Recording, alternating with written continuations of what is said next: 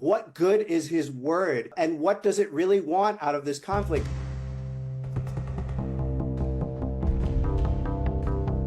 So I was reading this article in the Wall Street Journal. It was something like Iran's secret plan to, let me get the headline right now and I'll throw it up here. Let me read it as it exactly was. It says, Iran's secret plan to escalate the war. And I was like, ooh, wow, secret plan to escalate the war. I don't know what's so secret about that. I think the Iranians have been saying for months that they're going to escalate. And not only have they been saying that they're going to escalate, they have been escalating. So I wasn't sure what was in here. And then I started reading this story, and it is just kind of without any substance, really. It tries to shroud Iran's decision-making process in some kind of mystery. Like it says here, Iran's hardline leaders huddled in Tehran. They came up with a plan that was different than what the Trump administration expected. They thought that they would start winding down the war. And there's so many problems with this framing. And then they attribute this to Iranian and Arab officials.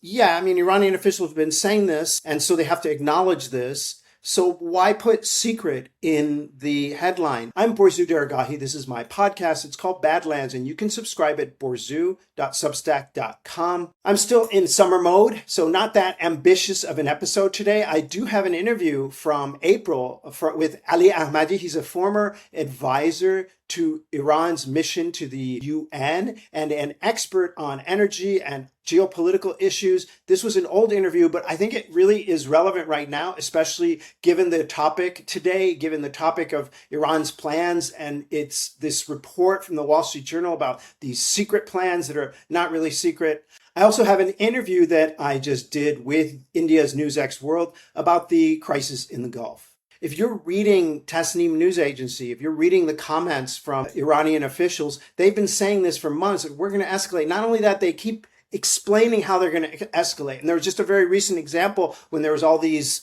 rumors of Trump coming back to hit Iran really hard, hit its civilian infrastructure, oil and energy facilities. Iran literally came up with a list. It issued a list publicly in Persian and English. I imagine also, I didn't check, but in Arabic and Urdu and other languages that the Iranian news media does info in. And they gave a list of what they would target in Saudi Arabia and other countries of the Arabian Peninsula should America follow through on its plans.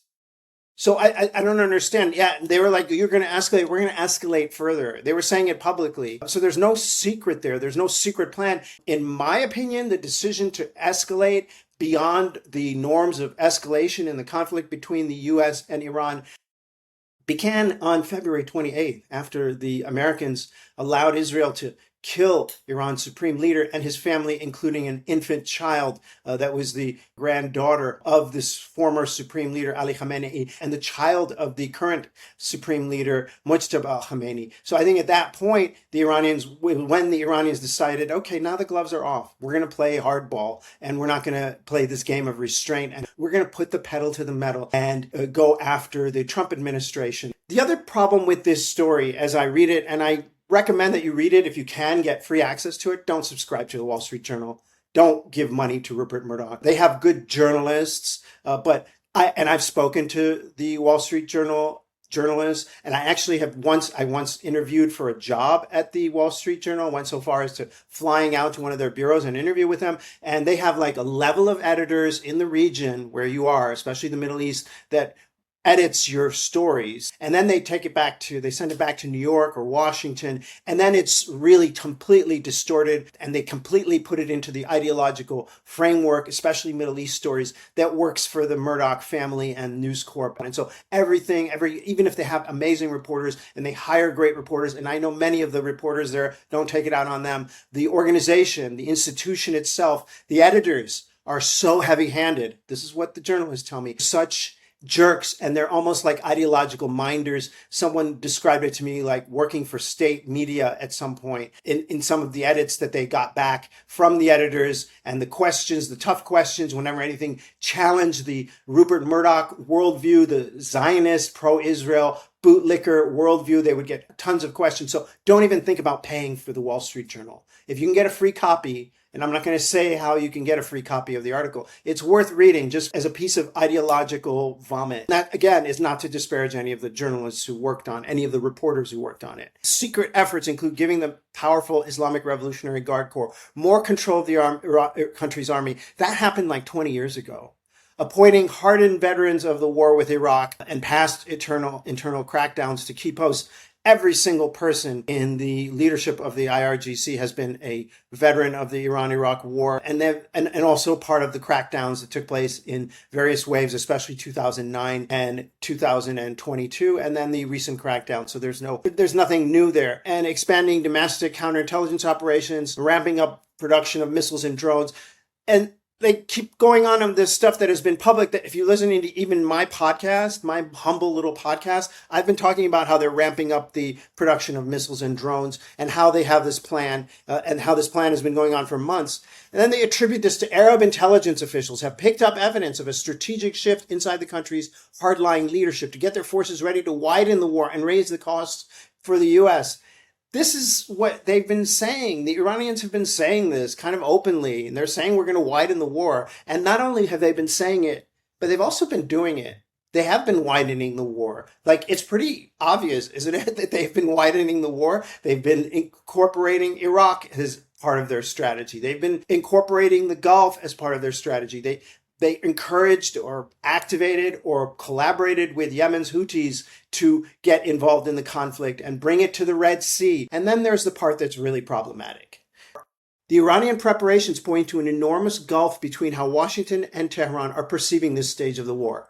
So look, the Americans never stopped sending military material into the region. Even when they signed the Memorandum of Understanding, they kept up an offensive posture. And not only did they keep up an offensive posture, there was like plane and ship tracking services that were monitoring this huge flood of weapons from the United States, and then on to the Middle East, to Israel and other places in the Middle East. So what, you think the Iranians weren't watching this? So I think it's ridiculous to say, oh, the Americans thought, okay, the war is over, fine, all good, everything is fine. And then they're meanwhile moving all this military material into the region. Didn't the Wall Street Journal editors feel that it was necessary to note that the fact that the flow of weapons from the Americans continued to come, and that was basically in violation of the MOU? I think that they should have noted that in the piece. And the piece also seems to indicate that Donald Trump signed the Memorandum of Understanding with the full intent of keeping to its provisions. In fact, the United States did nothing. They gave none of Iran's frozen assets back. They allowed the sanctions waiver to continue for a few weeks, and that did help Iran build up its reservoirs of cash and to get some of its oil out to market. But Iran immediately knew that this was kind of a ruse because the Americans were not really budging on anything else. Donald Trump continued to violate, and this isn't noted in this piece at all, key provisions of the Memorandum of Understanding, including ones that had to do with Lebanon, including ones that had to do with no threats against the Iranians by the Americans, and especially the one that had to do with giving a measure of control over the Strait of Hormuz to the Iranians. And the United States began to immediately violate that provision and immediately began to encourage and help ships get out of the Persian Gulf without getting an Iranian okay. So I think that was pretty much interpreted by the Iranians. And if you look at the language of the Memorandum of Understanding, it's pretty clear that the Iranians have some measure of control over who exits and enters the Strait of Hormuz. And this article seems to depict Americans as these naive people who were like, oh, shucks, how come the Iranians are shooting at us? Well, they're shooting at you because you violated the terms of the deal. You didn't meet any of the obligations except for the sanctions waiver, which in a way, and I'm sure the Iranians saw this, was more helpful to the U.S. or as helpful to the U.S. as it was to the Iranians because it helped stabilize energy prices by allowing Iran to sell its oil at market. This piece literally mentions none of the U.S. violations of the Memorandum of Understanding, and it completely puts the blame for the collapse of the MOU on Iran. I'm not saying that Iran didn't share some responsibility, but definitely the United States was not playing in good faith. It was not acting in good faith. They were violating many provisions of the Memorandum of Understanding. The first item in the Memorandum of Understanding was a cessation of hostilities in all theaters of the conflict, and that included Lebanon. And the Americans never really pressured Israel to stop hitting Lebanon. Lebanon continues to be under Israeli occupation, southern Lebanon, and the Israelis are striking Lebanon at will whenever they feel like it right now, and doing very nasty stuff in southern Lebanon, including destroying dozens of villages, destroying them completely, civilian infrastructure in those villages. They claim they're doing this for reasons of security, but many in the region see this as part of an effort on the part of Israel to use the conflict as a way of expanding its territory, a part of the Eretz Israel, part of the Greater Israel Project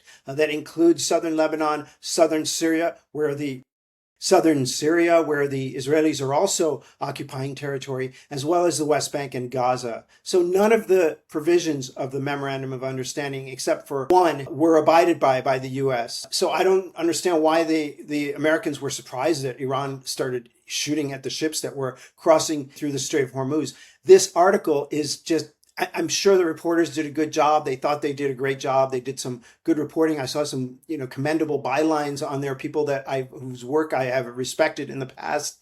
But this piece, as it was presented to the public, was just propaganda, was just outrageous. Coming up, the interview with India's NewsX World. Stay tuned. Now, the UAE says its air defences have detected a missile threat, but has not identified its origin. Given the wider US-Iran confrontation, how significant is this alert, and what are the most likely scenarios behind it? Well, I think it's pretty significant. So far, at least as far as Iran goes, they've been holding their fire with regard to United Arab Emirates over the last few weeks. There's even rumors of some kind of deal between the UAE and Iran involving cash transfers to Iran. And that could all come to a big end, though, because the situation is unstable. And the UAE is cooperating with the US in getting oil out of the Strait of Hormuz. So that could come to a quick end. It could also be the Yemeni Houthis that are firing because of the situation with Saudi Arabia, wanting to put more pressure on the allies of the government in Aden, in southern Yemen. It could be related to that. And it could be the Iraqi militias firing at the United Arab Emirates. There's just not a lot of love lost between the parties in the region. With regard to the United Arab Emirates, it's seen because of its expanding partnership with Israel as somewhat of an anomaly in the region, even by old allies like Saudi Arabia. So it's in a very precarious situation, even as it doubles down on its partnerships with the US and Israel. Oman is working with Iran on arrangements to manage, obviously, the commercial shipping throughout the Strait of Hormuz on a new route that could be implemented, while the US insists the waterway must be fully reopened. But then we have seen earlier, in a couple of hours ago, Donald Trump did a Truth Social post claiming the US, the Strait of Hormuz, new US territory. Is this fundamentally a dispute over navigation and energy security, or is it becoming a much broader struggle over who will control this strategic waterway? I think it's more just a struggle within the White House to figure out where it stands and who its allies are. I want you to think about this from the point of view of the Iranians. They're thinking about whether they should make a deal with the United States. And meanwhile, the United States is threatening to bomb Oman, which is not a treaty ally, but a longtime partner, a good friend of the United States for like decades. In the last couple days, Donald Trump pulled out of an agreement with South Korea and basically threw them to the wolves, saying he's better friends with North Korea. This is a country that Americans spilled blood for, South Korea. This is a country that Americans fought for, and he's basically throwing them into the wind. In the past few weeks, I don't know how many countries he's betrayed. I don't know how many deals he's gone back on, including the Saudi deal to provide them with nuclear technology. And then the very next day, he changed the terms of that deal. So if you're the Iranians, you're looking at this situation. How do you deal with this country right now under Donald Trump? What good is his word? And what does it really want out of this conflict? Does it want to re-up its weapons and refill its oil reserves in preparation for the next round of war? Does it really want an exit strategy? It's not clear from the way that Donald Trump talks. It's not clear from the way that the administration talks. And even if it were clear what it actually wants, is it capable at this point of holding true to any deal that it makes or signs? sanctions. Iran says it's emerged stronger both military and diplomatically, while Trump continues to demand that Iran surrender and give up its nuclear ambitions. Has the conflict fundamentally changed the negotiating balance between the US and Iran? And does Iran now have greater leverage than it did before the fighting began? Yeah, very much so. It's changed the balance of power. If viewers recall, on February 27th, Iran was prepared to hand Donald Trump a deal that, by many accounts, including the British and Omani diplomats that were involved in the talks, was a better deal than the Iranians gave Barack Obama. He could have claimed victory and said, look, we have what we want. I beat Barack Obama. My dream is fulfilled. That's all he's ever wanted, is to be better than Barack Obama. He could have had that. Instead, he chose to follow Benjamin Netanyahu into this war, and Iran immediately took that opportunity to do something that is completely unacceptable otherwise. It seized the Strait of Hormuz. Iran could have physically seized the Strait of Hormuz any time in the past 100 years, but it knew that if it would do so just out of desire for doing so, it would gain the international condemnation of the world.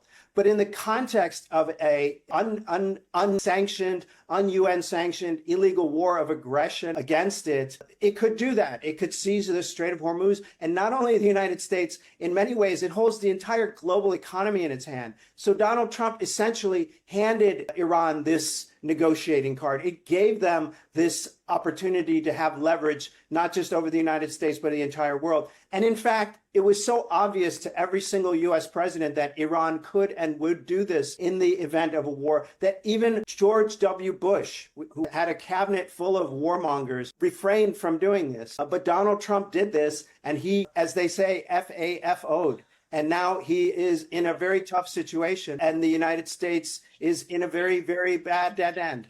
And so here's the interview with Ali Ahmadi. He is a really great interview, really smart, intelligent person who has very good ties to some officials in the Islamic Republic. He is a geopolitical analyst who moves in and out of the country, so he's a great source of information and insight about the country. This is an interview, I should caution again, from April, but I think parts of it are still really relevant right now. Ali Ahmadi is a geopolitical strategist with a focus on economics. And I guess what I just want to ask, first of all, given what you know about Iran's industrial capacity, how long can Iran continue to fight? I've been talking to people in Tehran, and they're saying to me, at least 6 months. What do you think? Well, thank you for having me. Now, in terms of Iran's capacity to fight on, Iran has a very significant industrial base. It has built a very large industrial base for specifically the manufacturing of the military equipment it would need to keep fighting. It has thousands. It's hard to know exactly how many, because it's classified. The Western intelligence organizations kind of go back and forth on this, but it has probably north of 2,000 medium-range missiles that it can hit Israel with. Its stockpile of short-range missiles that it can hit the GCC countries with, and its stockpile of drones that can go as far as the Shahed drone can reach Israel as already. That stockpile is practically infinite. I mean, there's thousands upon thousands of them. So Iran can continue to fight this war for a while longer. And the thing with Iran is that it's the interests of the two sides has to be properly understood. From an Iranian standpoint, the fear isn't the war ending. The fear isn't the war dragging on. The fear is the war ending and then starting back up again in 6 months, when the U.S. has kind of managed to get its wits about it and sort of think up a new military strategy or something like that. So Iran is not really in the position of just ending this war and saying, okay, we give up, because it's not really going to stop unless it ends on the terms similar to what Iran has outlined in the talks.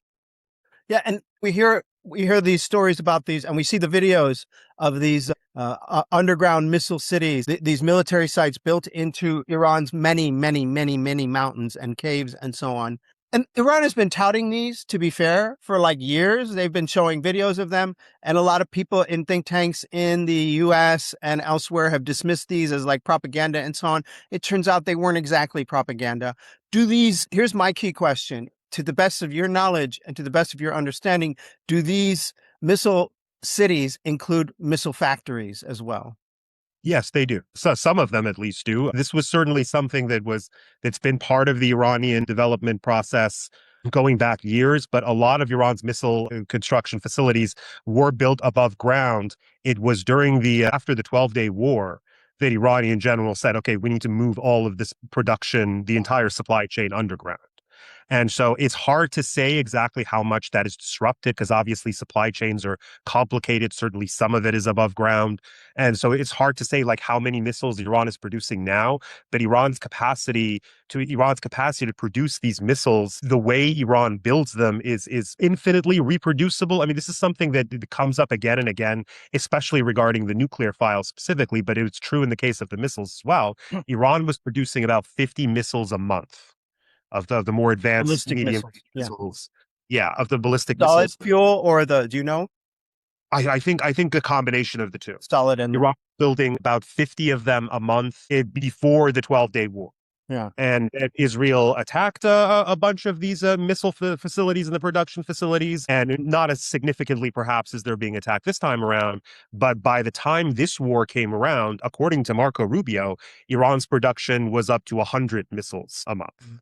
So, you know, Iran is heavily motivated because it's such an important part of of Iran's deterrence, and they're built in a much more simple manner than say a lot of complicated American military equipment that they can produce only like 60 to 100 of a year, like the THAAD rockets and so on. And what about the drones? The same thing goes for those?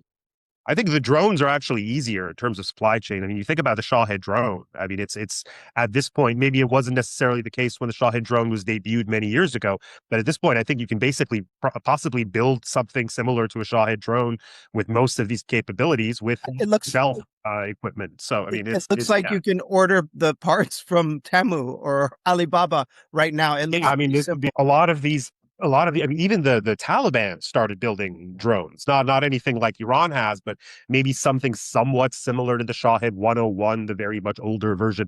So a lot of this technology is proliferated to the point where it's available on like online markets, or at least a lot of its components are. And the Shahed is designed to be something extremely simple that can be mass produced at a very low cost. Traditionally, it's said that each Shahed costs somewhere between $20,000 to $25,000. I've seen assessments being as low as $7,000. And so it's a fairly easy machine to put together. And it's really what's innovative about the Shahed isn't necessarily that it's this like extremely over-engineered piece of technology. It's the doctrine involved. The assumption with everybody was that you need to build these extremely expensive pieces that you can only have a small number of. And Iran said, no, we need them to be expendable. We need to be able to deploy large numbers of them at the same time. And that's what's worked. It's worked better than the short-range ballistic missiles in this war. They've hit Iran's main steel factory and damaged it very badly, if not destroyed it. What about raw materials? Does Iran have ways of getting those raw materials? Steel, the aluminum, I guess the parts for the drones are a lot easier. Right. I mean, Iran's metals industry is a very important part of Iran's sort of industrial story. It has a major sort of it has a lot of cultural cachet among the Iranian people. Foulad Mubarakeh, the Mubarak Steel Company, is in many ways similar to like U.S. Steel in terms of how it's thought of in the popular consciousness. A lot of like middle-class people getting out of poverty, becoming middle-class, working for these kinds of companies. And Iran exports a lot of metals. So, I mean, the existing stockpile of metals that exist across the country are going to be still significant enough that I don't think it's really going to hinder military-related production right now. Could it possibly hinder Iran's, depending on how badly damaged these facilities are and how these are large, sprawling facilities. So, I mean, depending on what's been hit, what the damage assessment is, and I don't think we have a clear sense of that yet, it could definitely hamper Iran's economic situation after the war ends, but it's not really going to slow down, I think, missile and drone production. Not even that necessarily Iran needs new missile and drone production to continue the war for at least a few more months, considering the stockpile that already exists. And what about Russia and China? There is some word that China has been providing intelligence support and that Russia has been using the reverse engineered Shaheds and helping the Iranians out with a few of those as well. Is there a supply chain, or could there be potentially a supply chain from those two Eurasian powers to Iran if this war extends for a while? I mean, I think so.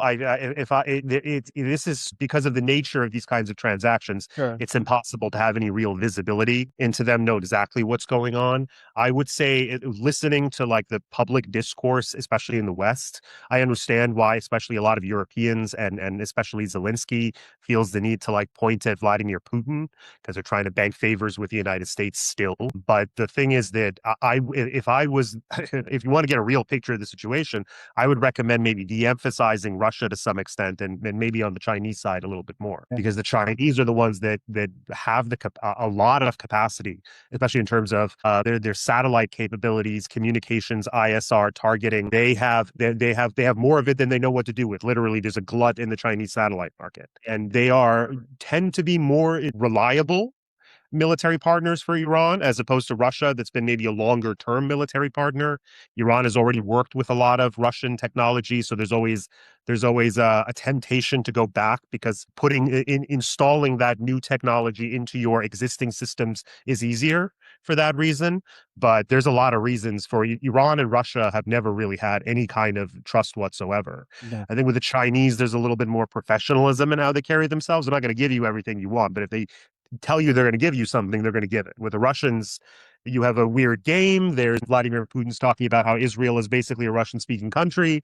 Half the oligarchs are dual citizens in Israel, so it's a very complicated, messier political environment to deal with. I guess China, it's a simple transaction. Our oil for your weapons and military support. It's a lot more simple in a way. It's a lot more simple. Yeah, I think that just the cooperation with the Chinese in general is easier than cooperation with the Russians. But yeah, I mean, there's also the issue of settlements, because Iran sells so much of its oil to China, and a lot of this money is in the Chinese banking system, yuan denominated, and is available for Iran to tap into for various things.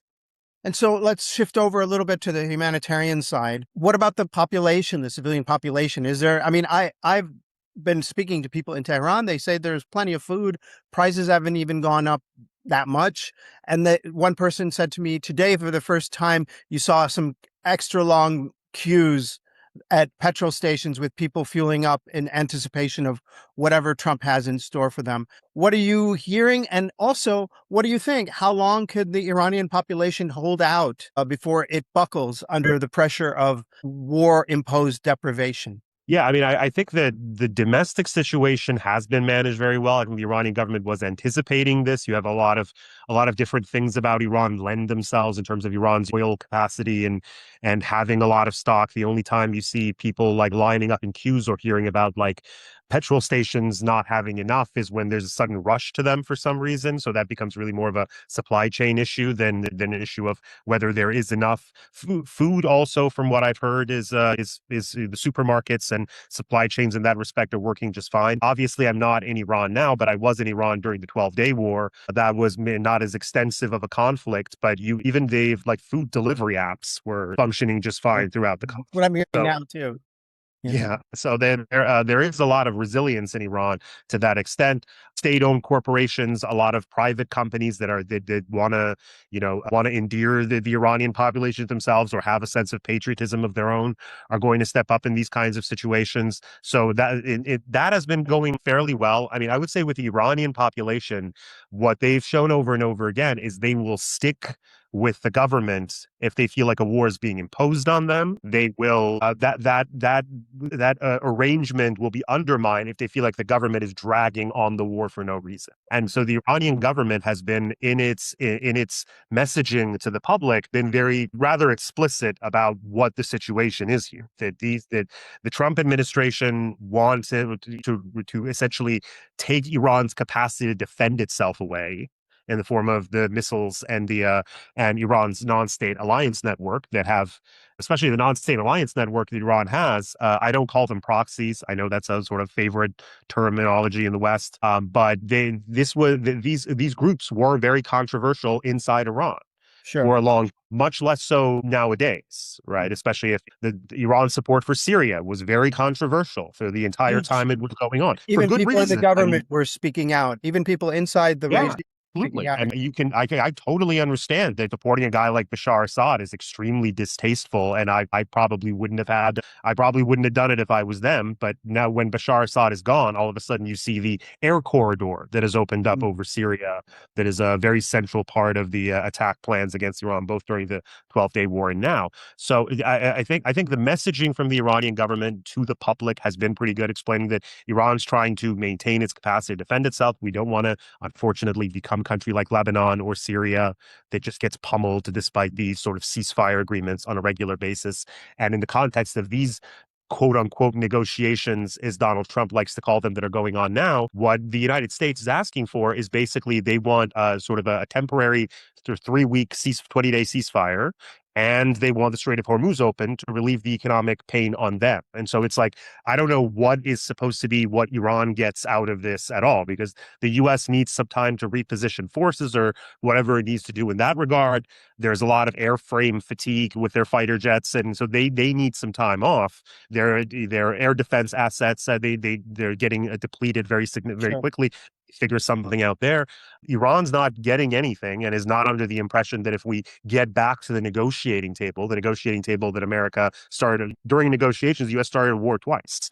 The idea that we're actually going to get somewhere this time is just not viable. I think from the Iranian standpoint, they need to establish deterrence. And I think especially from the standpoint of the military, deterrence is established with two elements. One is them running out of interceptors. Of air defense interceptors, which they're very well on their way of doing now. Israel and the GCC are practically out. They're very rarely even contesting Iranian missiles at this point, unless they're hitting very important targets or they know for a fact they can intercept them depending on what's being launched. And also very significant economic pain on the West. And that the issue with the Strait of Hormuz was about that initially, about imposing a very strong level of economic pain.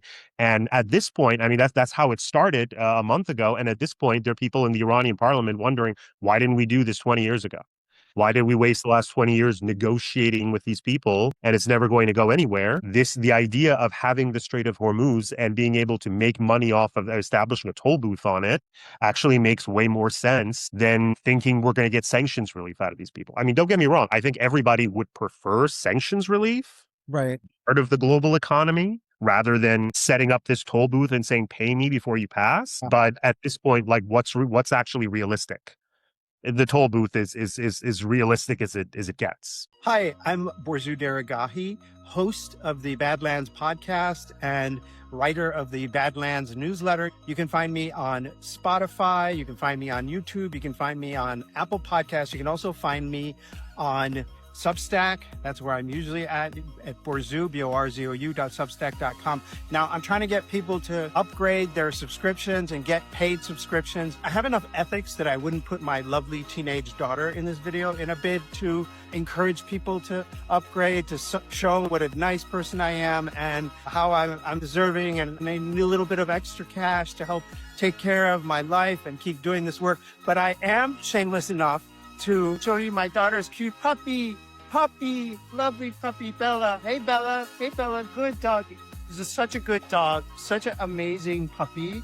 She's super, super sweet, super nice. I don't know what this has to do with geopolitics, but I know that she's a super lovely puppy. And if I could get a little bit of cash to help pay for her treats and her training. Hey, puppy. Good puppy. I love puppies. And if you love puppies too, maybe you should subscribe to Badlands. Get a paid subscription as a gift for anyone in your life who might be interested. Thank you so much. Shifting a little bit towards your specialty as a kind of analyst of global economics and tariffs and trade and so on. Let me ask you, as I've asked other people, what will be the impact of the closure of the Strait of Hormuz on global supply chains, on the oil market, on the fertilizer market, on the spring planting season worldwide? Are we going to start seeing mass deprivation and and hunger around the world because of this? And could that have an impact on Iranian policy calculations? I mean, I think those issues are different and from one another. They're not necessarily on the same track. So from the thing that you emphasize the most for good reason, the issue with fertilizers, right? A lot of the world's urea comes out of the Persian Gulf region, and because these are chemical products. And so not having this would be a huge problem. And you're already hearing stories of like planters in India, because the price has gone up significantly, not being able to afford as much of it. And so they're going to have to use less, means a reduced yield. So there's going to be some problems in that regard. I think that the people that understand fertilizer markets specifically better than me seem to believe that this would be a problem, a much more serious problem, if this situation went on for months after this point. That for now, global stocks are very high. They're somewhat historically high in many categories. And that if this situation is relieved at some point in the next few weeks or something like that, we're probably mostly fine. You might see some inflation, but the bigger problem is going to be the petroleum. The oil and natural gas is all the business community in the United States warned Donald Trump more than 2 weeks ago, probably 3 weeks ago, that if you don't get the Strait of Hormuz open in the next 2 weeks, this isn't just going to be a disruption that's going to take some months to alleviate. This is going to reorganize the entire world's supply chains. And you have to think about what that means exactly. Is if the oil companies that are selling the oil and the gas companies that are selling the natural gas, if they can't deliver on their contracts, they will delay. Right? They say, okay, we can't do it right now, we'll do it later. That goes on for a long enough period of time. They now will be in legal jeopardy unless they just cancel the contract altogether. So the oil companies and the gas companies cancel their contracts. Now the refiners, they don't have supply. They have to cancel their contracts. It's called force majeure. And so this goes over and over again. That goes to the chemical industry, goes to the plastics industry. Food packaging is entirely reliant on plastic. There is no alternative. So I hear some people saying, great, we're going to get rid of plastics and be a more environmentally friendly. Like, we don't really have alternatives for these things. Like, we need to find alternatives where we can go off of that for, like, especially long distance export of food. There's no alternative to plastic. So this is going to create this is going to have an inflationary effect in the global economy. You already see the price of a lot of airline tickets going up some 5,000%. This Asia is, of course, especially affected by this because there's still this kind of old British Empire separation of the east of the Suez Canal. Countries are more reliant on Persian Gulf products. West of the Suez Canal, there's a bit more of a mix. There's the North Sea, there's other sources. And so Asia has been gripped by this. You have Indonesia's having currency problems because they need to pay a lot more for energy. So this creates a balance of payment issue where they're running out of dollars and euros. They're running out of hard currency. Pakistan dealt with a very similar situation a couple of years ago because of exploding gas prices. It's going to be dealing with the same situation again unless Iran gives it more slots in terms of the oil and gas that it's letting over to Pakistan. You have a lot of countries around Asia quietly telling people to work from home, making universities 3 days or 4 days a week. And now it's spreading into Europe because all of those Asian countries are going to start competing with the Europeans for the supply that's available in the Western Hemisphere. So this is now shaping up to the point where it's hitting a lot of Europeans. Well, the thing you have to understand about oil shocks, they happen sequentially, not all at once. It's going to hit Asia first, for example, and it's already hit Asia. Yeah. And then it will eventually reach the North America and Europe and so on. When will it reach North America, the oil shock? Well, North America is an interesting question because America has a lot of its own oil and natural gas. So one thing you've seen even now compared to even to like 2022 is gas prices are not going above a certain level. Like it's almost as if there's no problem, especially from a gas price point of view. I'm talking about natural gas, because natural gas is not an international commodity like oil. Sure. You need to freeze it, liquefy it in order to sell it, and there's a limited capacity for doing that in North America. So a lot of that gas is just sort of stuck in North America can't go to Europe, even if the Europeans are willing to pay 3 times as much for it. So in terms of gas, North America is going to be okay for now. Oil is different. The oil markets in the United States, they're allowed to export all over the world. Just because the oil is drilled in the United States doesn't mean it has to go to the United States. And so you're already seeing the West Texas intermediate gas go above even the Brent crude, which is what people usually talk about when they're talking about oil prices. They're talking about Brent crude. I should also point out that Brent crude, this is something I think a lot of people are kind of missing right now, is that with Brent is a speculative number. It's basically commodities traders speculating. Yeah, it's a 1 month futures contract typically. And so you're basically speculating on how much oil is going to cost next month. And that's a big part of why Brent has stayed down, is because the commodity dealers are in this perpetual state of just assuming this has to be a short-term thing. Trump will kind of, sort of taco a little bit somehow, and we'll get back to regular order by next month. And so prices can go above a certain amount. But the actual dated Brent, which is like the actual barrels of physical oil that are being bought and sold in like Oman, they're being sold over 150. Saudi Aramco has selling for $30 to $40 above Brent. So like that would be again sort of 150 range. Wow. Say all around Asia, you have similar thing. A lot of the oil stocks that exist in like ports, the floating reserves that exist on the seas, a lot of the oil that came out of the Persian Gulf right before the war started only got delivered to their destination 2 weeks ago, right? It takes like 2 or 3 weeks to deliver destination. Those stocks are now being drained down. And so the buffers have been removed. And so you're going to, it's going to hit everybody a lot harder very quickly. And just if we get back to regular order and this war is over and the Strait of Hormuz is everybody's just passing through by tomorrow, there's still going to be a lot of pain. It's going to take months and months and months for the global economy to work through a lot of these issues. And that's also going to serve as kind of a crisis amplifier for the AI bubble and all of these different other private credits crisis going on in the United States. It's kind of gone under the radar because of the war. This is going to have, the world is going to be struggling with this for the next 6 months at least, even if it ended today. Do you think that Iran's leadership is concerned at all about a potential backlash? All these countries, for example, India, Sri Lanka, Philippines, Pakistan, extremely publicly, Turkey, as you've seen yourself, extremely publicly supportive of the Iranian stance. World opinion is so much with Iran that even people in the United States are maybe for the first time in my memory, like kind of siding, not wanting American troops to be killed or anything, but like kind of siding with Iran. Do you think that could change if their economic backlash extends? I mean, I'm not sure exactly where the Iranian government is on this, to be perfectly honest. If I was them, I would rest assured that Trump is going to be blamed. Because that at this point, I mean, Trump owns all of this policy and all of its consequences top to bottom. But you also have to make a differentiation between the public and the government.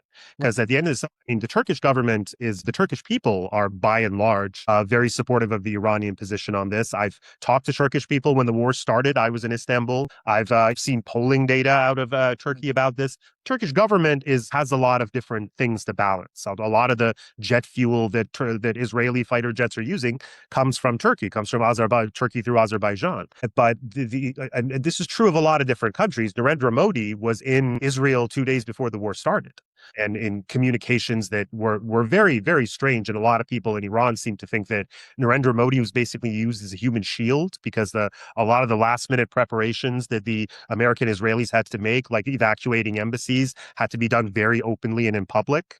So in order to make sure Iran doesn't fire a preventative strike, Narendra Modi being in Israel kind of helps. And this is kind of the problem with a lot of different countries. Either they have elites that are far more sympathetic, or at least mindful of Israeli and American interests because they're more powerful countries and the GCC and whatnot. Or you have countries that like India, they want to be friends with everybody, but they don't have enough. By not taking a position that is more in line with international law and just what is right, Iran doesn't really feel in a position where it has to give them a lot of points. Now, I should say there is I can imagine a world in which Iran is obviously making a lot of different deals right now in terms of countries paying the toll. Iran is exempted. Iraq, Sri Lanka was exempted. You mentioned Sri Lanka because of the fact that they helped the Iranian sailors that the U.S. attacked in the Dena ship. But and a lot of the extraordinary moment when the French ship was allowed out right after the French government vowed to veto any Security Council resolution that would authorize the use of force to reopen the Strait of Hormuz. That was a kind of extraordinary moment.